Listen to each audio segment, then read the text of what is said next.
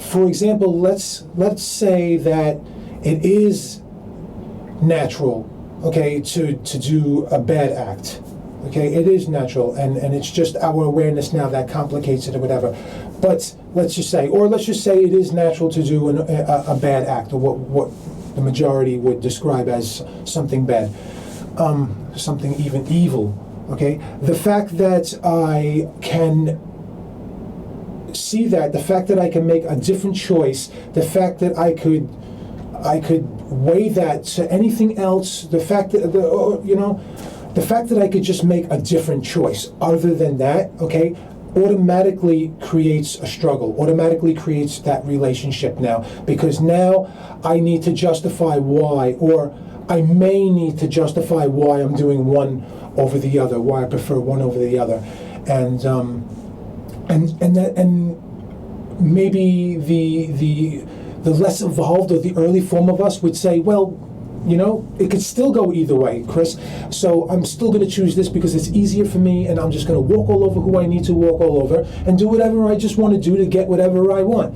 That's fine. But I think that because, beside any other reason, because I could actually say maybe I shouldn't do that, it then puts me in a new category of responsibility. Okay, you don't have to, maybe you don't have to accept that responsibility, and some don't. Okay, some choose the right to just walk over whoever they want to, dominate and impose their will. Okay, but because I can choose something else, even if even if one is not better than the other, because I can choose another, okay, I now step into a gray area where I could either hold myself to a higher standard or start to set a course for something or remain over there. Some people would say, well, what is this course that you're setting, this higher standard? It doesn't do anything special. It's just in your mind. It's just what makes you feel good. Even if that was only the case, there's nothing wrong with that. That if that makes you feel good, if that's what empowers you, then you should run with it. That's what you should do. You shouldn't that's some of the classic stuff of staying true to yourself. I shouldn't just do bad acts because everyone else is doing bad acts if I don't really feel the need or desire to do bad acts, or if I don't feel good doing those bad acts. I think that, however, I think there's more to it. I think it's not just preference. I think it's not just pleasure or what you feel. I think that the beauty of human nature, the beauty of human interaction is to evolve that relationship from neutral to a right and a wrong. And I know that it's a very tricky area. What's really right for one person is not for the other, but I think that's what the struggle is. And just because it's a gray area doesn't mean that it's something that's actually just relative.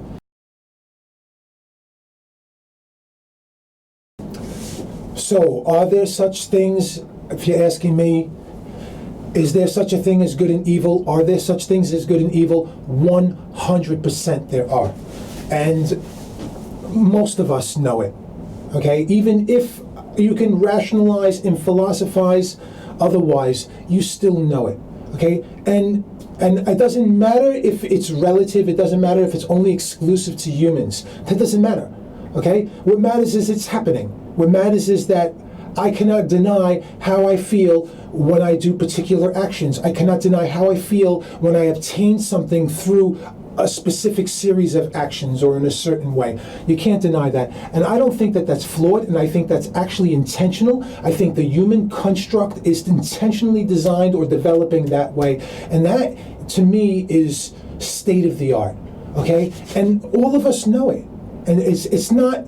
And no disrespect to computers and robots and programming, but it's not a cold program. It's not a black and white. It's not an X or a Y, or 0 and a 1, okay? It's a 0.1. It's a gray area, and that is the breaking of symmetry. That is the wild card, and that's what existence has always been doing, okay? It's been trying to see itself. And, yeah, if you ask me what's been going on, okay, if you ask me what's the prevailing conspiracy, I think the question was, if throughout time and stuff, and there's so many ways to talk about conspiracies if you want, or agendas or whatnot, keeping people in the dark or whatever, but that's the same as all the that's the same as how we understand fear, and the results of it or the relationships to it can be described or explained in many different circumstances, using many different terms, but we understand it comes back to fear. That fear is driving it, okay? And it's not always negative, as we understand. Sometimes fear of something hurting me or taking my life keeps me heightened, or I can use as a buffer to set a particular, course of actions or whatever to that. And we do the same thing when it comes to good and bad, in general or specifically.